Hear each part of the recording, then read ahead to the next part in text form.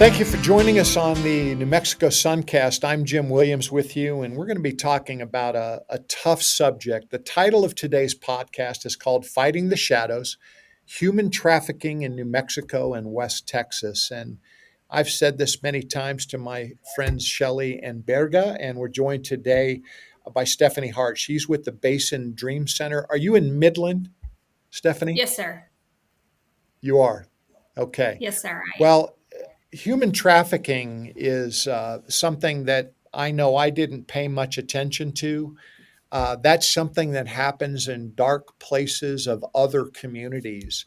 And I've been told by Shelley and Berga, who are with the New Mexico Dream Center, that I don't know what's going on under my own nose, and I don't know what's happening in on my own block and my own city. And so today we're going to be talking a lot about that. So let's get started. Let me start with Stephanie. Stephanie, give us some background on the Basin Dream Center. Sure. So, Basin Dream Center originally started taking in homeless youth between the ages of 17 and 26 that aged out of foster care and didn't have anywhere to go. After that, we started to see there was a much higher need of homelessness, not just kids that age out of foster care, but maybe their parents have passed away or they've been kicked out for some reason or they've escaped domestic violence or just many different reasons that we're encountering. And then I joined the Basin Dream Center, and I have a criminal justice background, and I was focused primarily in law enforcement, putting bad people behind bars when they were on pretrial. I worked felony GPS cases.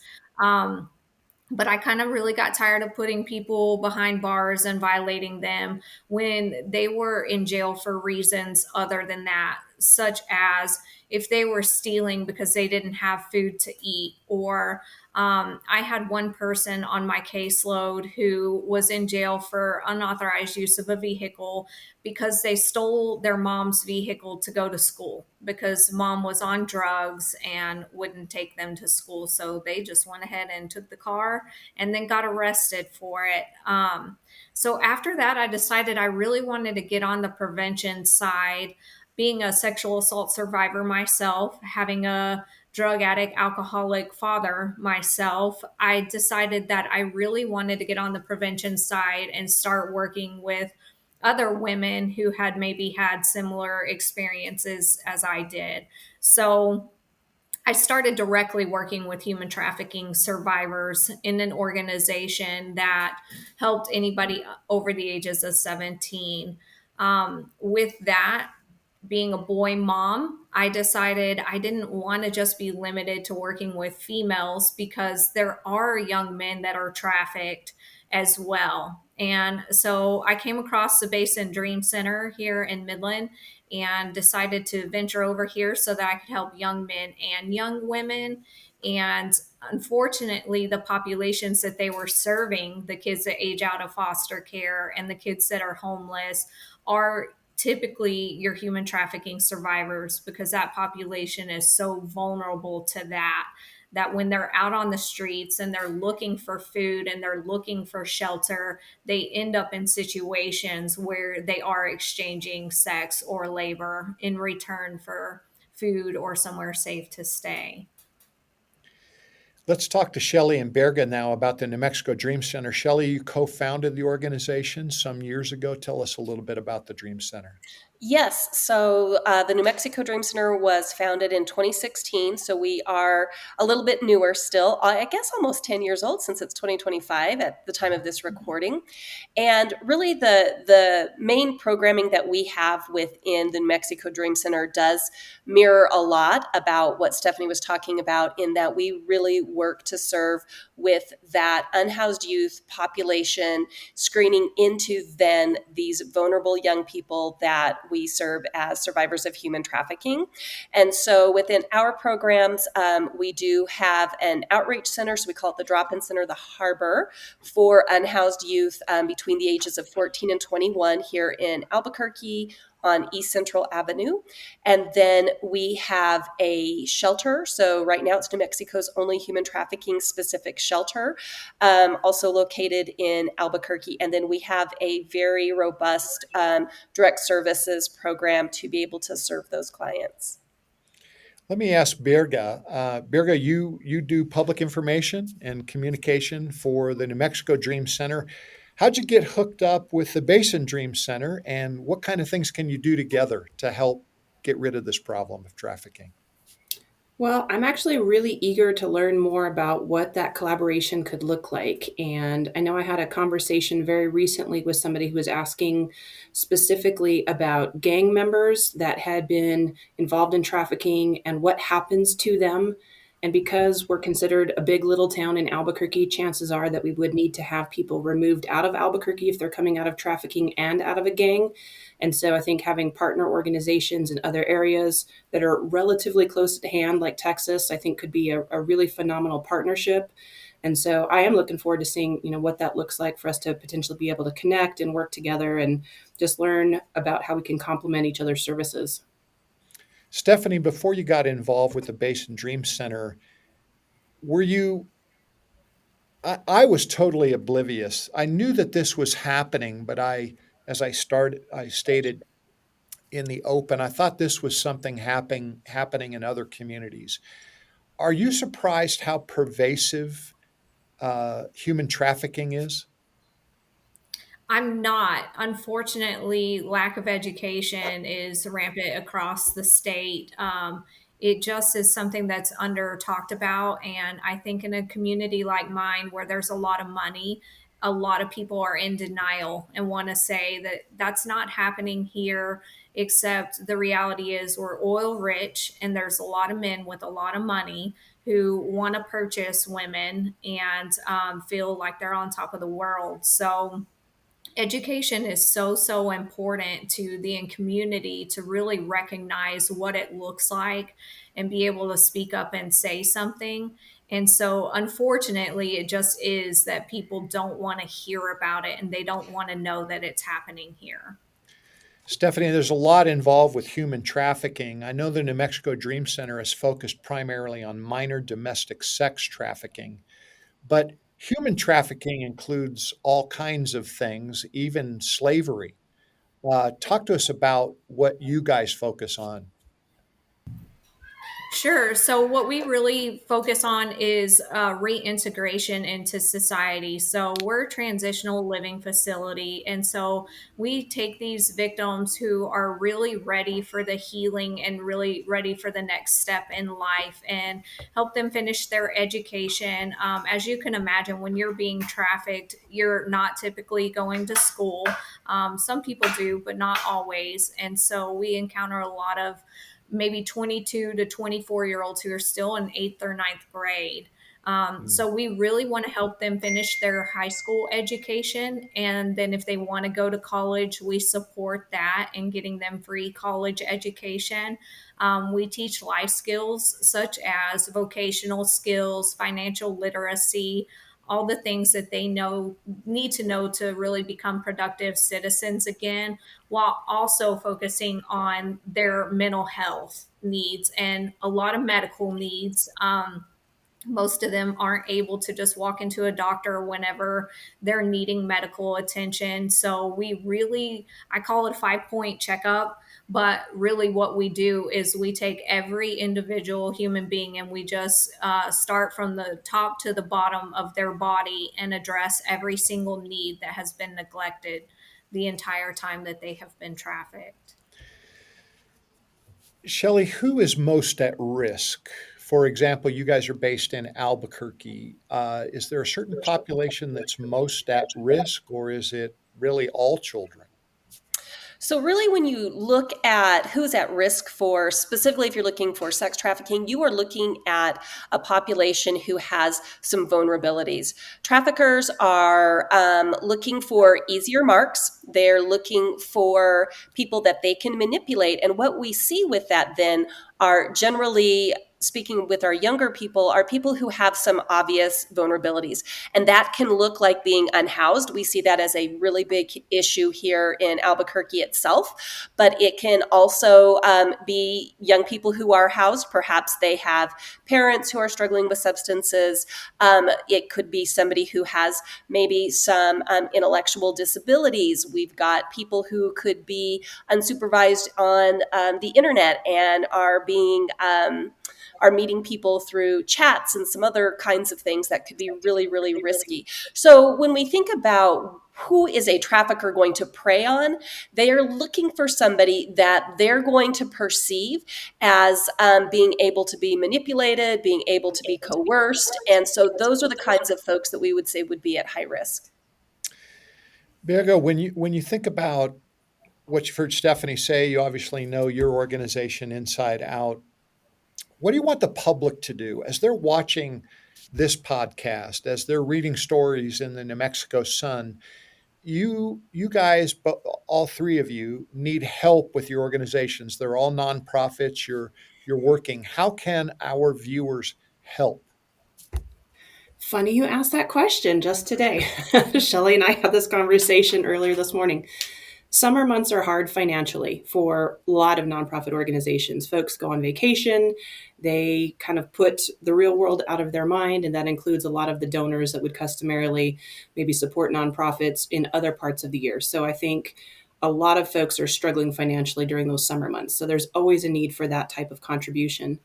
But for us, and I can't speak for Stephanie, but we always need supplies. So we serve the population of kids 14 to 21 that are walking into our building. So we go through tons of cases of bottled water, snack foods, all those types of items. And, just any type of support somebody wants to lend, whether they want to host a donation drive for funds, if they want to host a donation drive around physical products like what I just mentioned, hygiene products we go through all the time. So there's lots of different ways that the public can get involved. But education really is the first and foremost. And so I really consider this part of that because we unfortunately have had some preconceived notions about what trafficking looks like, and that gets perpetuated through movies. And so I think just having the opportunity to spread some awareness about what we actually are seeing on the streets, that it's not, blonde co-eds that are being snatched out of airports and flown across the country.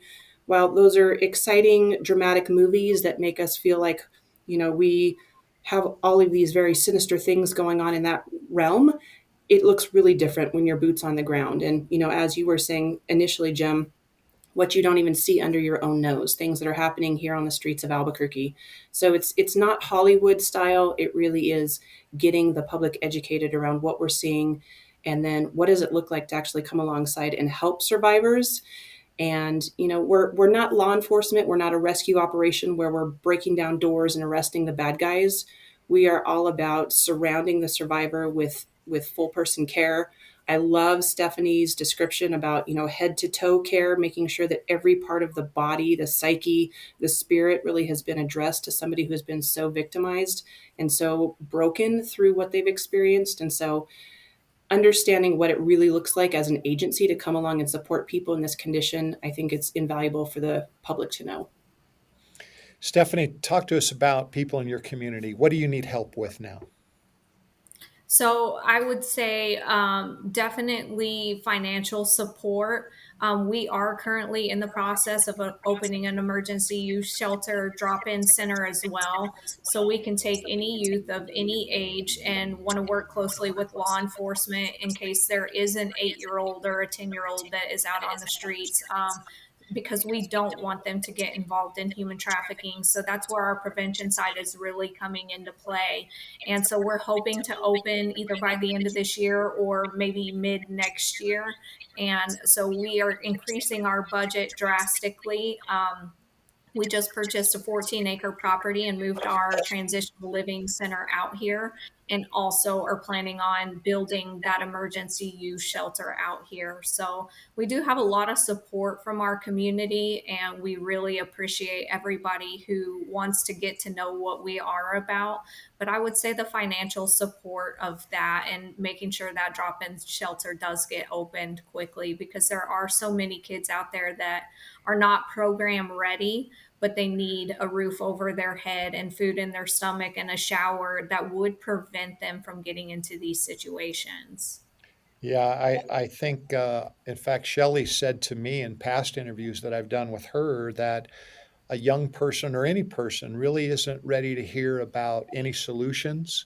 They don't want to hear about spiritual stuff. They don't want to hear about the training until they feel safe. And it sounds Most like that's definitely. exactly what you're accomplishing. Yes, sir. I want to go to Shelley now. Stephanie was saying some, kind of reiterating exactly how they're getting people housed and safe and 3 squares a day and all the things to help people, feel safe. But I wanted to talk with you about the the the danger. Uh, Stephanie, you don't know this about me, but sometimes I go into dad mode. I don't mean to be offensive, but Shelley and Berga have team members, some female, that go out on the streets of Albuquerque. Now, I'm 6'7", 250 pounds. I have a little experience in combat sports, and I don't want to go on the streets of Albuquerque. And so it makes me nervous, but they go out and they seek people that need help. And Shelley, you found people as young as 5 years old that are being trafficked. We've had referrals to us. The youngest referral we've ever had was a 3-year-old, Oh, and it wasn't somebody we saw on the street, but that was a referral. Some of the things that we have seen are families who are living unhoused on the streets, and just the concern about those children and what does that look like, because it does get into some child welfare issues, even if no trafficking is happening. There's just that larger concern within all of that. I think that some of the direct outreach that we do, I think, is important for people to, first of all, to see others on there that are kind of for them, like maybe feeling like, hey, you're in my corner kind of thing, and consistency with that is important. We've got a team member they've been going on Wednesdays to the skate park that is really close to our location and getting to know the kids there.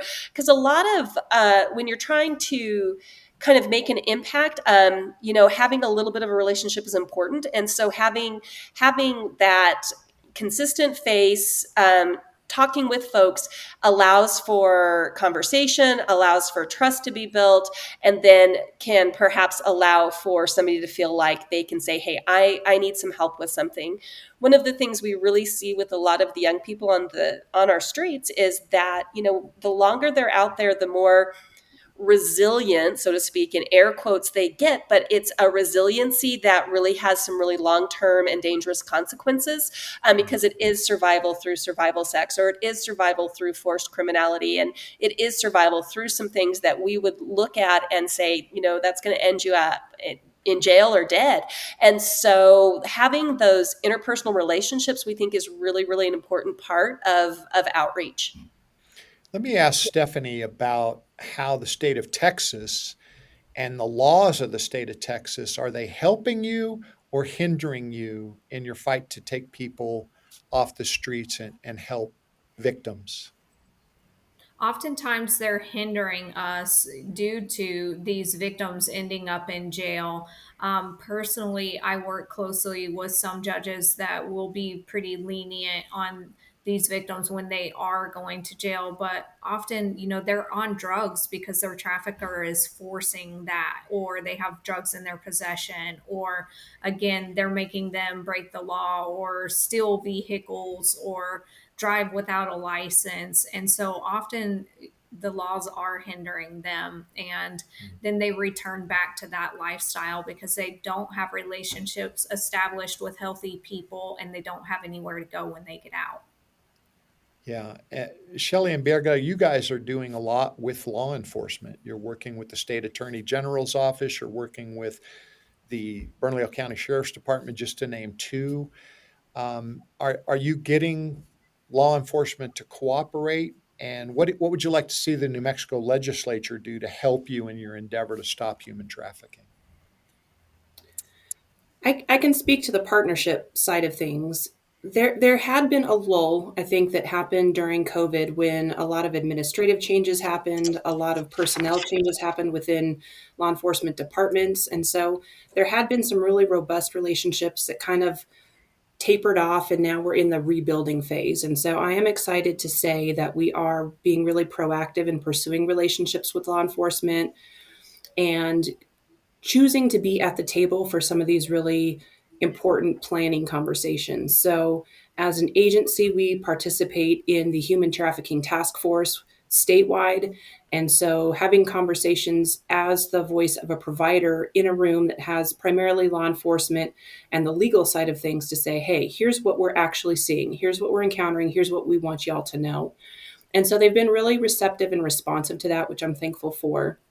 And technology is changing pretty rapidly.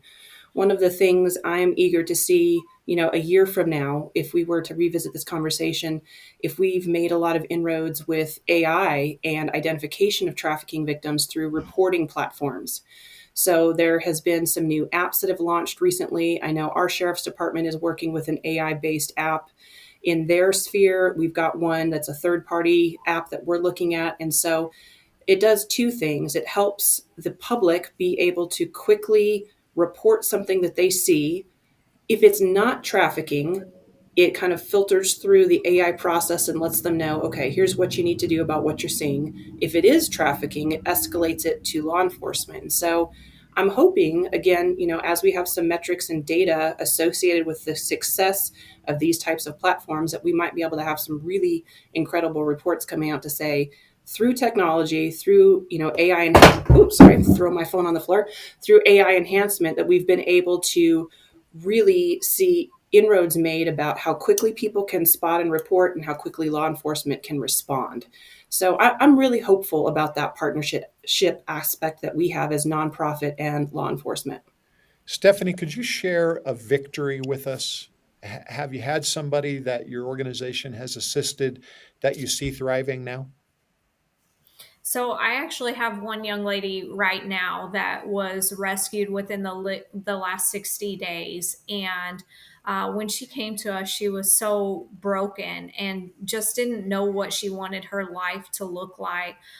She has only been with us for about 3 weeks, has already obtained a driver's license, gotten enrolled in college, has obtained 2 jobs, and is just, I love her smile, and every single day I get to watch her smile, thrive, and celebrate her accomplishments. There are many more success stories, but this is one that I'm witnessing right now every single day. And I'm just so proud of her. She's opening up, and she's currently in a case where she is helping put that trafficker behind bars. Oh, So wow. Now that's a little dangerous, isn't it, Stephanie? I mean, the traffickers don't go away peacefully, do they? they don't, and that's okay because I'm up for a challenge. Okay, I'm going into dad mode again. I'm like terrified of this because I think that people may not understand. You just shared something that's really good.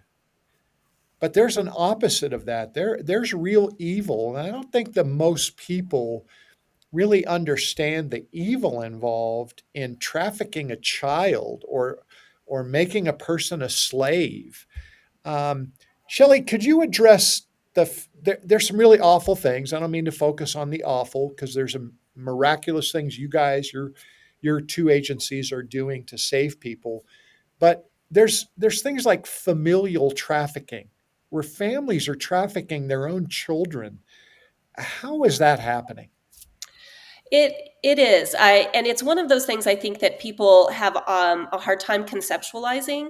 And what we've seen is we've seen two kind of specific branches around familial trafficking. So we've seen one branch that it has been part of this family's like DNA It's just been something that they've done, where maybe grandfathers trafficked their own children and now are trafficking their grandchildren. Our aunts and uncles are trafficking members of their family, and it's just something that's part of who they are, and they're generally really challenging to find and identify because it is part of the family DNA. So they are maybe not in traditional school systems when it comes to those children. And so it can be really challenging. The other branch, though, that we see in Albuquerque specifically and around some of our metro areas in New Mexico is when a family has really fallen into kind of desperation. And it generally does have to do with substance use.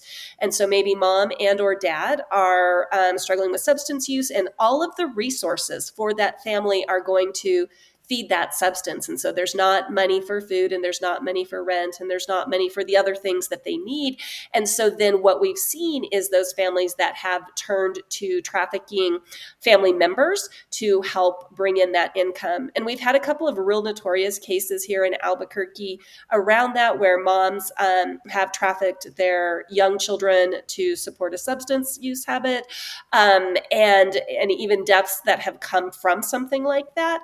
And so it's important to understand that it does happen within families as well. It's not, we talk a lot about things like stranger danger, and most of the time the trafficker has some familiarity with the person that they're trafficking, whether it's because they're family or because they were introduced to them through some other form. And I think that goes along with what Birga was saying earlier about people don't conceptualize trafficking, or they do conceptualize trafficking like you would see in the movies.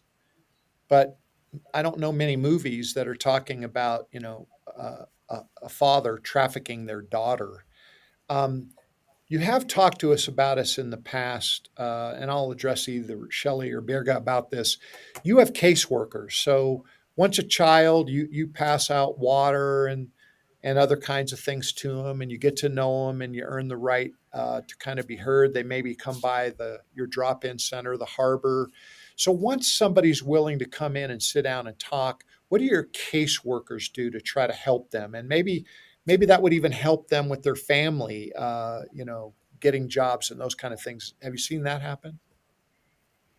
Yeah, absolutely. And so really the job of that caseworker is to support that young person in kind of their goals. And so as they come in and they develop trust and relationship and are actually then interested in services, our caseworkers develop what's called an individualized service plan. And so that's working really closely with that young person on some goals and some things that are important to them. And so that can look like housing, it can look like getting your vital documents, it can look like reuniting with family, maybe. And so, depending on what Shelley, that let's talk about is, vital documents because yeah, I wish that our viewers could always connect the dots. yeah, And you have a vernacular. I learned this as a banker. I was a banker for most of my career, and I'd get stuck into lender ease, and I'm talking about loan to value ratios and stuff, and they'd look at me like a deer in the headlights, like, "What are you talking about?" So I want to define that many of these people don't have a driver's license. hmm You can't get a job without a driver's license. They may not have a birth certificate. yeah. They may even not know necessarily who their parents are, but there's things that you can do to help people put together all these documents, right? Yeah, and that's a really big important piece for an unhoused youth, is that in general they're not going to have those documents or maybe even know how to access them. Mhm. And so that's a really big piece in being able to kind of go forward with services in a lot of different realms. And so that's a lot of what we do, is helping them get that, like New Mexico ID, helping them get birth certificates. And Jim, you're right. It is there's a real challenge, and I'm sure Stephanie experiences this as well. We've had young people that don't know like their mom's like maiden name maybe, and so it can be this real challenge in trying to get together those types of documents. But that's why we call them vital docs, is because you really need them to be able to move forward in a lot of different areas. Maybe we should address, and this is a question for all three of you, what are the reservations that your potential clients or these victims have about dealing with you? Because Stephanie's already described they may not have had a great experience with law enforcement. Maybe they've been treated as a prostitute when they're actually a trafficking victim. And I think, Shelley, you've said before that you feel like everybody that's been in a sexual kind of situation is a victim. There's leash drugs and all these other terms. It boggles my mind to think about these hard topics. Um, so tell us, what are the reservations people have about dealing with people that want to help them after they've been victims? I would like to speak on that because often they obviously have trust issues, but we see that their identity has been stolen oftentimes. And so they're nervous about us having access to any of that information, although we're trying to help them because no matter how long they're with us, whether it's 2 months or 4 years, we want them to leave with those documents so that they can be successful with their next venture in life, whatever that looks like. But if their identity has been stolen or somebody does still currently have their documents, they fear the traceability of that and the vulnerability of getting re-victimized. Yeah, that's very pointed. Um, Shelley, when you talk about the young people that you've seen, you've said there's been victims as young as 3 years old, and these are not people that you're necessarily discovering as you go out and reach out into the community. But does does law enforcement ever run across somebody that they bring to you for help? Is there that kind of cooperation? There is, and so we work not just with law enforcement, but the state child welfare system and other social services agencies, and so we will get referrals from any of those. When we get a law enforcement referral, it's generally something where they have been doing an investigation for a while and then have finally gone in to make that bust, or they are on scene for what has been reported as a sexual assault, and then discovered as they're investigating that this is actually a trafficking situation of some sort. And so we do have a 24/7 phone line, talk text line, where law enforcement can call and request assistance. What we've seen is just a variety of ways that happens, and really, honestly, it's why it's really important we have really good relationships with our law enforcement officers, is because we do want them to call when there's something going on. We've also been part of large scale busts when they've done some labor trafficking busts specifically. We've been part of that. So kind of our relationship with law enforcement is a really good one with referrals. We've had law enforcement, encourage kiddos to come to our spot. And so that encouragement might be a ride in a police car, and we can't make that young person stay at our drop-in center, but it does then give them kind of an idea of where we're located and what kinds of services and things we can have for them there. Yeah, and I know, Shelley, you've actually personally had some, um, I'm going to say, long-term relationships with people that are trafficked. You actually have a daughter who you adopted. Talk to us a little bit about. I'll ask Berga and Shelley about adoption, and people haven't had great parental experiences in many situations. But I would say, Shelley, knowing you, that your daughter is thriving, and she's experiencing a total different thing than she did most of her life. And then I'll go to Stephanie about that. I mean, are there? I'm always wanting a call to action. I'm wanting people that are viewing this right now to think about, look, there is some urgency. You've all three already talked about the urgency financially, especially in the summer months. You provide all these services for free to your clients.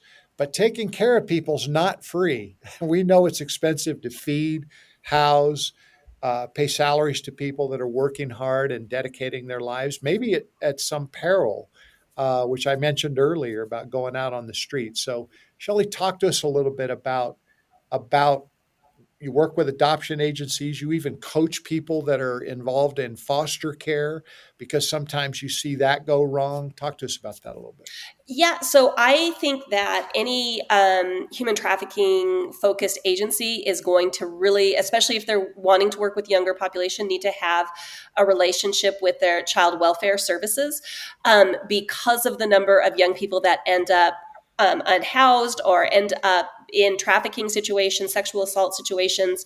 We have, and I'm sure Stephanie has seen this as well, but you have kiddos that have been in foster care for most of their life and been raised in, we call them RTCs, residential treatment centers, for behaviors, and they've been severely abused and used and even trafficked out of those centers. And so I think it is really important for people to understand, if we're talking about a call to action, that being involved in the child welfare system is extremely important. And what I would say for us in New Mexico is that it is really hard to recruit for teen foster parents. And that's a hard, teens are hard anyways. And then when you take a teen who's had, this really compromised history in life, and there could be, again, sexual abuse or a lot of sexual activity, drug use, drug seeking behaviors, and that makes it really, really challenging for families to kind of get their hands or their heads around what do we do with that. Well, if we're not going to start addressing those kinds of things, we're going to continue to contribute to the sex trafficking that's happening in our communities because we need people involved with those young people to help with those next steps. So I think it's super important as a call to action is to get involved in foster care and then get training around what does that look like in working with that teen. And that's one of the things I know I feel real passionately about because I've just seen it go wrong and sideways in so many different ways.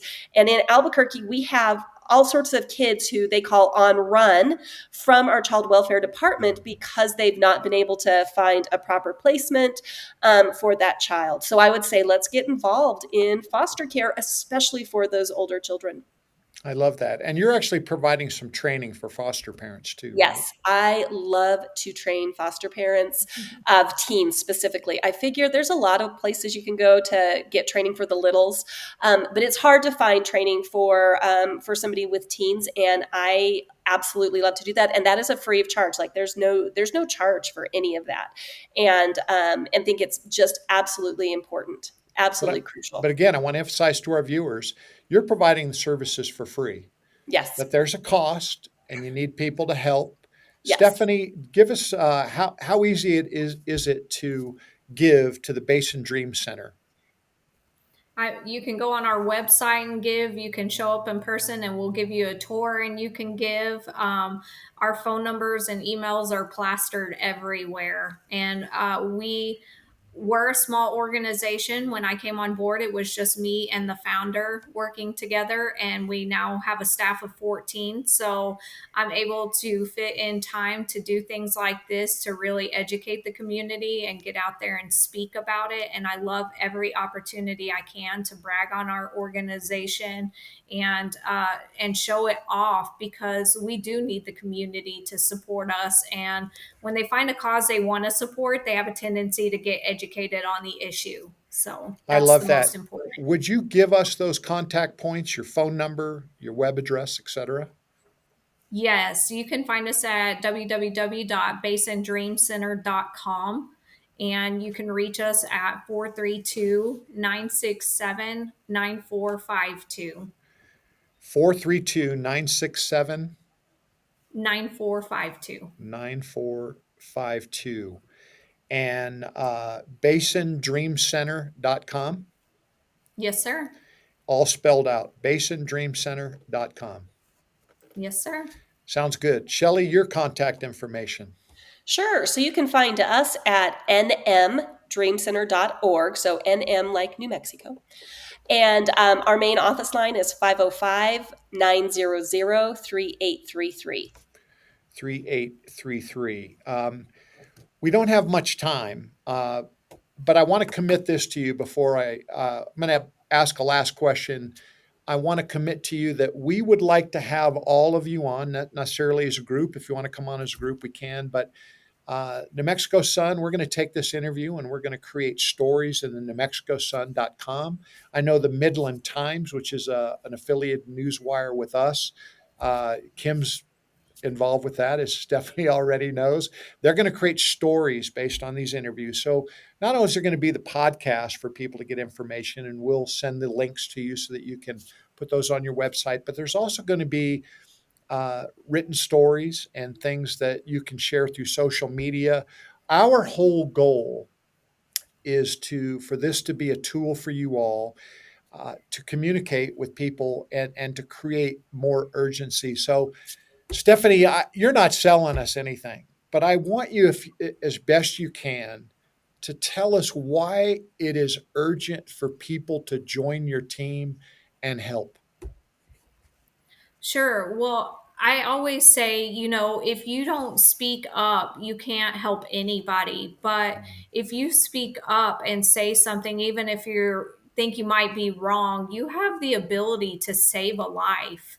So I just definitely encourage people to ask questions when they see a situation that maybe doesn't seem normal, to actually ask, because if you do that, you do have the ability to save a life. And our organization is consistently full of people whose lives got saved based off of one person saying, "Hey, let me help you."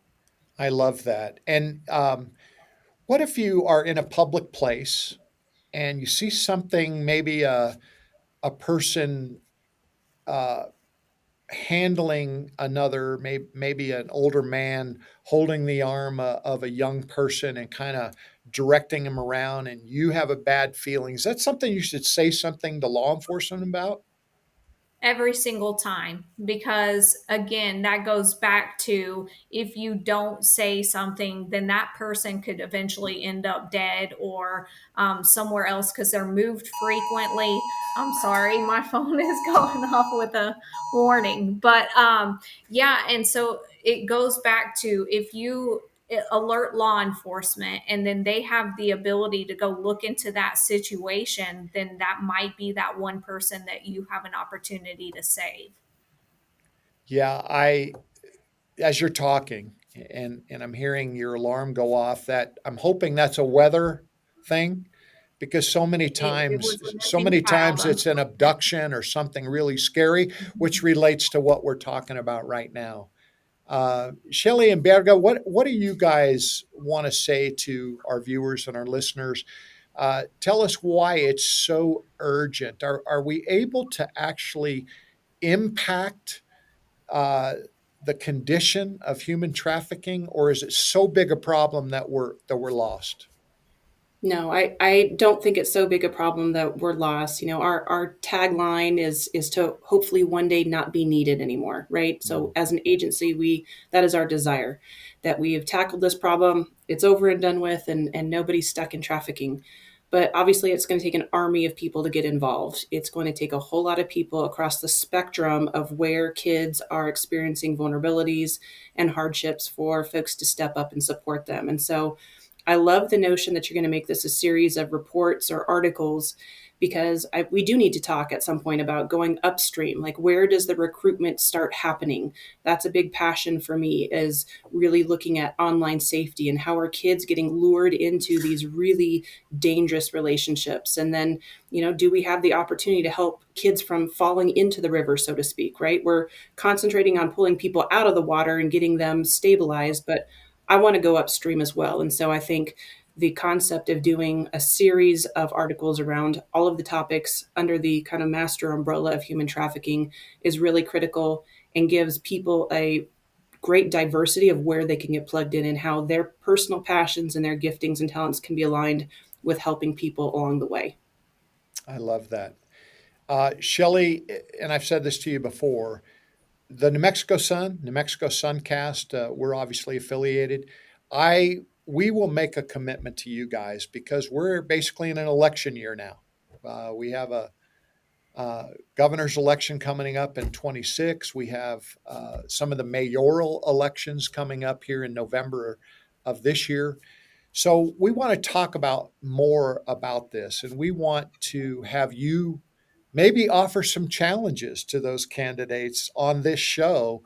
Hey, could you guys include this in your platform to help eliminate trafficking in New Mexico and in Texas? Stephanie, Texas is a big place. uh, Yes, sir. are you? Do you work with other communities in Texas? As I know, Shelley and Berga work with communities throughout New Mexico. Most definitely. We're very connected with the governor's office and constantly doing trainings and getting plugged in other communities.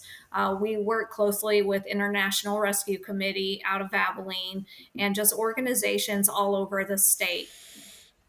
I love it, and I know that we're not quite as close to the border as Midland is, so maybe there's some unique things about that. But alas, we've got a lot more to talk about. So maybe you all would be available in about 3-4 weeks, and we could get you back on, and let's just keep doing a series. And I'm happy for you guys to direct the topics because I don't know what I don't know. It seems like the more we have technology, Berger was already alluding to, more technology seems to make more people more vulnerable rather Mhm. than the opposite. So these are all things that we really need to talk about. And I'm grateful for you all three today to be with us. I hope that your organizations can put your heads together and your each community help. You know what's best about this discussion? We haven't talked about who's a Democrat or a Republican or an independent. We're Right. just Good. people that want to get together and help people, and I so much appreciate that. Thank you all very much. Thank you. Yes, thank you Thanks, for Jim. having me.